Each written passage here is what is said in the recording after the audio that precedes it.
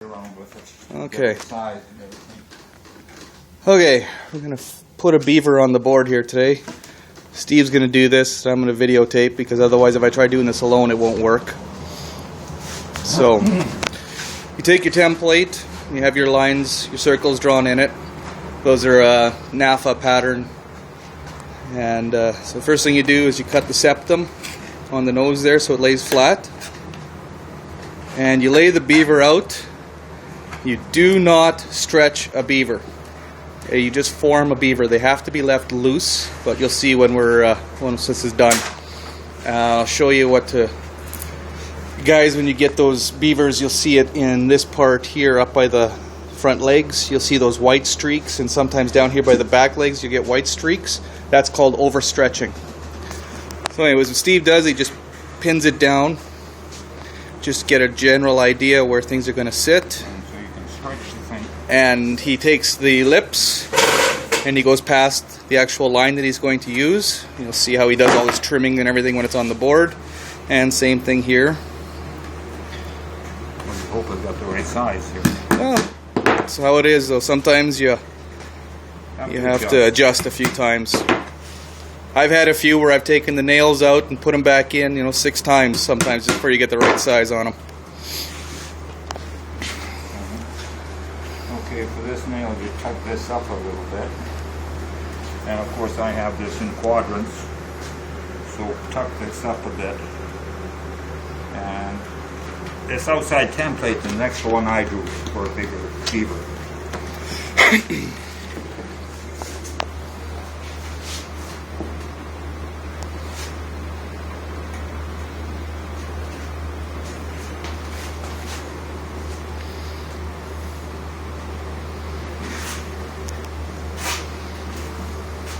Looks like it might be the right size here.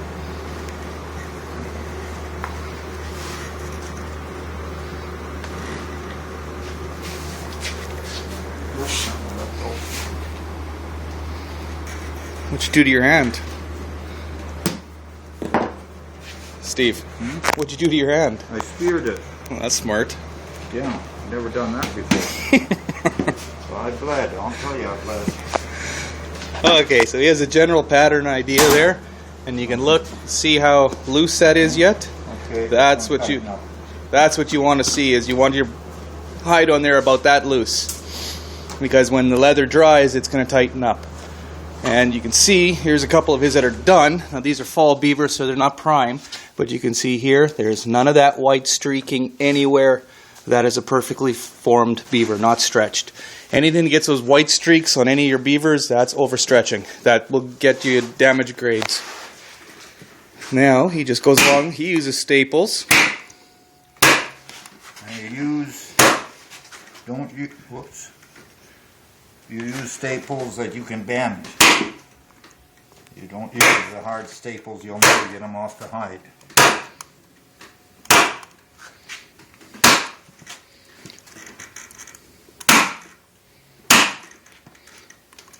A lot quicker than using nails.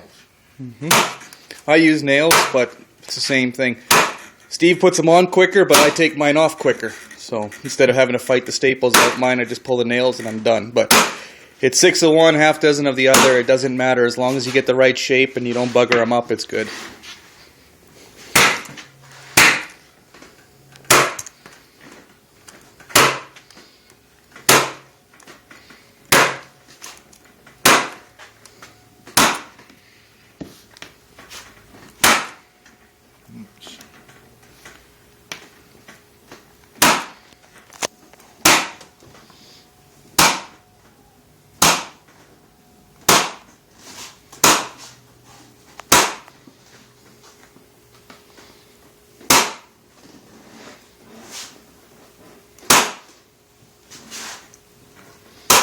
And you see he's putting staples about 1 inch apart. Yep. That's roughly about the same as if you're using nails. Inch and a quarter apart. Just screw this up a little bit. Oh, get out of your way. And just screw this up a little bit. Wandered off into another template line.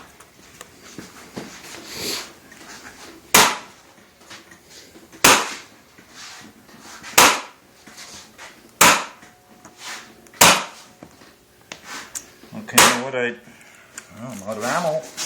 Reload.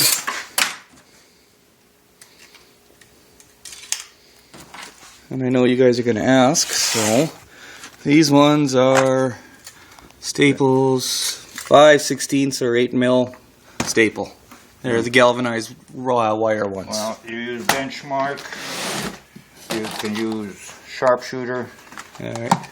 Arrow you cannot use, it's too hard to staple. Okay, don't use the arrows. Not sure what brands you guys have in the States or whatever. Most of you guys are American that are watching these, but if you're pulling the staples out, you're pulling them out through the hide, and the staple has to bend.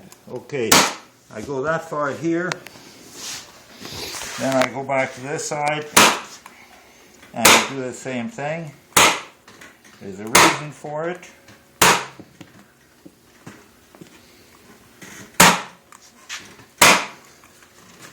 About there. Okay, the hide is loose, this will be good. Now in case you're too tight, you can always shorten this part up and come in on an angle. And if it's too loose, you can always lengthen it. The hide has to be oval, but it's not that perfect.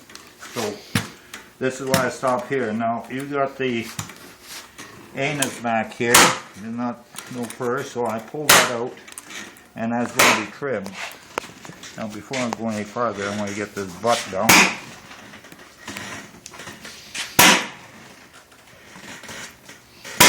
There we go. Okay, there's the anus in there, fur around the anus, so I pull that out, that's going to be trimmed. There we go.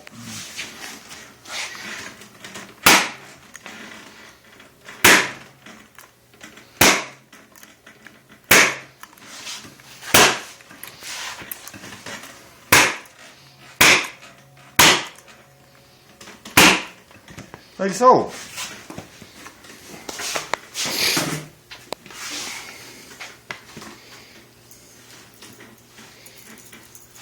There we go. Now we do a little bit of trimming here. and you can see how loose that is. The hide is still loose. Huh? It's not, Okay. it's not as tight as a drum. Yeah. That's overstretched there.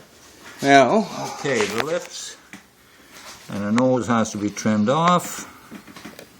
This knife could be sharper, but it still works. What the heck? At least next time when I spear myself, I won't go as deep.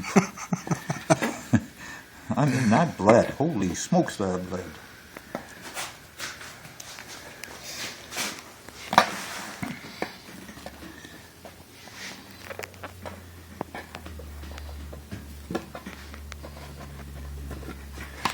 Okay, nice and old.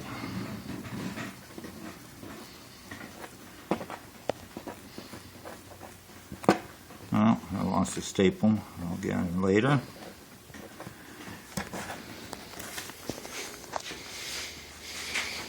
Now the feet I cut off as long as possible. Now before you do anything with the feet, you have to trim the edge, so take about 1/4 of an inch off. Get all the crud and whatever. It's nice and neat then. yeah, it's the last little spot that doesn't get fleshed that well when you're on the beam with it, and it Yeah. just cleans it up real nice.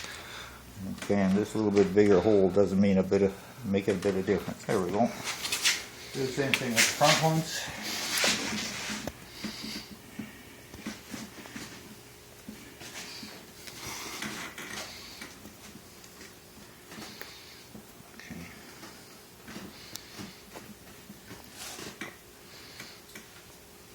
Okay, now to do up the legs, the hair is laying this way from front to back, so take the front of the leg, nail it down, and then take it and overlap it minimum, and that way you've got that flap laying there, so when you comb, you're going, you know, basically like shingles on the roof.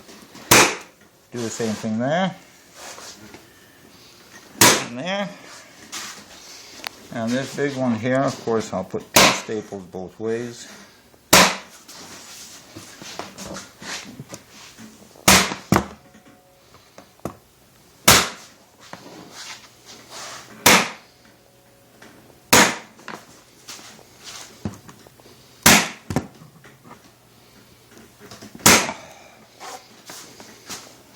Okay, now, just to make it look a little neater, tuck this hide in, like so. When it dries, it looks much better. Appearance does carry value. Those fur graders, they're human. They see the decent looking hide, you're just liable to make a few more bucks. But make it nice and neat. Tuck it in. Tuck this in. Now the ears are next. There's a couple tacks. And the same thing. This goes down. This goes over top. And in there. Close up the hole.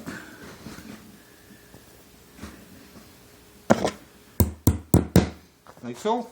And I do one other thing just to make it look pretty. It looks pretty shabby right there. Take a steel brush. Inside you'll find out if there are any loose staples.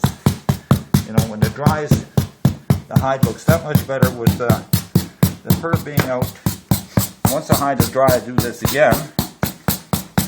And it looks a lot better when it's nice and neat like this than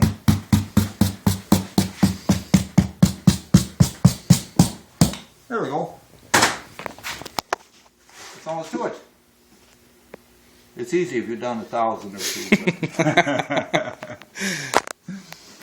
And you should be able to take it and almost, if you could grab it, and turn it a quarter turn. Now, if you have it too loose, Yeah. and you stand the hides up, like I have my rack there for standing up the stretchers, if you have it too loose, then you end up with a bulge.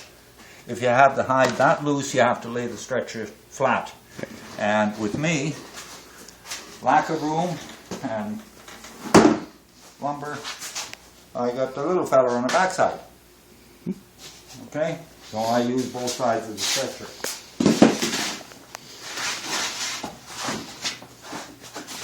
And like so. 2 more to go. And this is what they look like after. Real nice looking beavers. There he goes. And there's no stretch marks on them. Again, you can see these are the dried ones. This is where you're going to get your stretch marks, right under the armpits in there. Yep. You don't want any of that white streaking. No, if you leave them on the stretcher too long, you'll get them too. You can see there's a little damage on that one. Trap or whatever got that guy, but that's nicely combed out. They're washed and nice and soft. Everything looks good. That's how you put up beavers. Okay, and for any of you guys thinking that might not be the right way to do it, these are NAFA Top Lot Awards. Beaver, beaver, beaver, beaver, beaver, beaver, beaver, beaver, beaver. Okay, those are all Top Lot Awards that Steve's got for doing beavers that way. So that's proof that this is the right way to do it. Doesn't matter what any of your county buyers say, doesn't matter what your other trappers say. NAFA pays the bills, they're the ones that say that's right.